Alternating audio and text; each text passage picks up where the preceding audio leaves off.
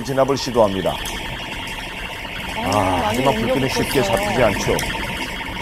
무려 2시간가량 꺼질 줄 몰랐던 불길.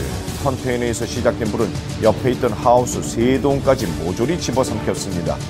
다행히 인명피해는 없었다고 하는데요. 그런데 왜 이런 화재가 발생했던 걸까요?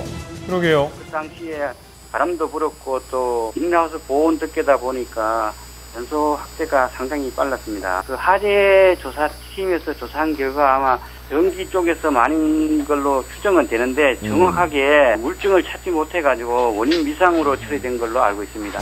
네, 이렇게 화재 발생 시에는요, 무리하게 진압을 하기보다는 119에 우선 신고한 후 지시를 따라야 합니다. 또한 우리 삶을 풍요롭게 하는 신설물들은 안전하게 이용할 때 가치가 있다는 사실 잊지 마십시오. 도로는 나 혼자만이 지나는 공간이 아닙니다. 그렇다면 운전자에게는 어떤 자세가 필요할까요? 항상 서행이 원칙이다. 그리고 무리하게 차선을 변경하면 안 되겠구나. 항상 주의해서 비 오는 날인데 자신도 주의하지만 항상 시야를 멀리 보고 안전벨트를 꼭 이렇게 매는 습관, 그리고 모퉁이 돌아갈 때는 항상 서행 운전. 아직까지는 직접 당해본 적이 없어서 나는 괜찮겠지 했었는데 목격을 하는 것처럼 사고도 당할 수 있지 않겠습니까? 조심해야죠.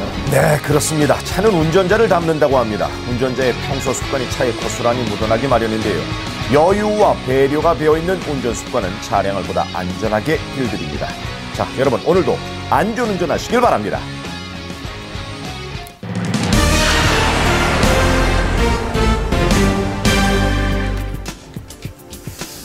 자, 이 성희롱에 대한 기준 애매할 때가 굉장히 많습니다. 성과 관련된 말과 행동으로 상대방에게 불쾌감을 줬다면 성희롱에 해당이 되는데요. 그런데 한 대학교 내에서 교수가 수업 중에 제자를 상대로 성희롱을 했다는 주장이 제기돼 해임된 적이 있었습니다. 그런데 최근 다시 복직이 결정이 되면서 논란이 되고 있는데요. 그 현장 취재했습니다. 성희롱 논란이 일고 있는 한 대학교입니다. 교수가 제자를 성희롱했다는 주장이었는데요. 야, 수영아, 너 그 가슴 밑에 볼펜 끼워봤냐? 막 이러시는 거예요. 그래서 이렇게 멍하니 있었죠. 왜? 이러니까 가슴 밑에 볼펜 끼워봐가지고 떨어지면은 젊어갖고 아직 탱탱한 거고 안 떨어지면 늙어서 처진 거다 이러시더라고요. 근데 학생들의 주장에 의하면 성희롱은 한두 번이 아니었다고 합니다. 성희롱은 주로 그림을 가르치는 미술실에서 발생했다고 하는데요. 이 교수의 성희롱 발언 중 총 15건이 법원에서도 인정됐습니다. 자, 보면 노출증이 있는 것 같다, 늙어서 가슴이 처진 것이다 라는 등 신체 부위를 쳐다보며 내 눈썹만큼 겨드랑이 털도 그렇게 까맣냐, 가슴이 풍만하다는 식의 성적 비하 발언까지 서슴지 않았다는 것인데요. 성희롱 의혹에 대한 교수의 입장은 어떨까 대화를 시도해봤습니다. 말로 하기에 제가 이제 맞대주가 없어요. 하기 어려워서. 어려우세요? 네. 이 사건을 담당한 변호사 전화번호를 알려드릴 테니까. 입장은 별로 어떠신가 싶어서 그냥 이런 거에 대해서는. 피해자이기 때문에 일단 그쪽으로 한번 물어보시니까. 피해자라고요?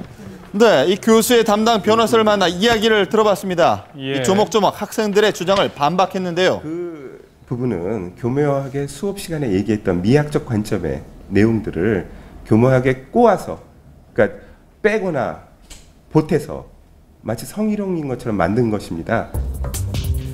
학생들이 교수의 발언을 왜곡해서 해석했기 때문에 이런 일이 발생했다는 것인데요. 이게 어떻게 왜곡될 수가 온몸의 있죠? 채모를 동일한 색깔로 그려야 된다라는 수업 시간의 내용을 바꿔서 너는 눈썹도 까만데 겨드랑이 털도 까마냐 라는 식의 그 발언을 했다는 식의 내용인 것입니다.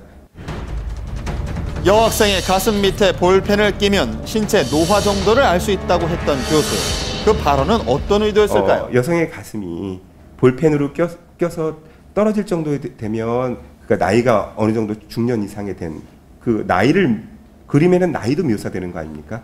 그런 기준으로 나이를 묘사할 수 있다라는 부분의 내용의 수업을 교묘하게 한 개인을 지칭을 해서 성희롱적 발언을 했다고 주장하는 겁니다. 듣는 쪽에서 성적 수치심을 느낀 경우 성희롱에 해당합니다.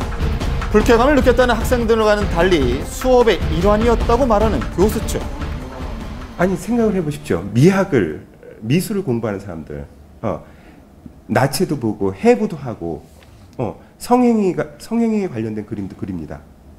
그렇다면 그걸 갖고 미술 시간에 그런 부분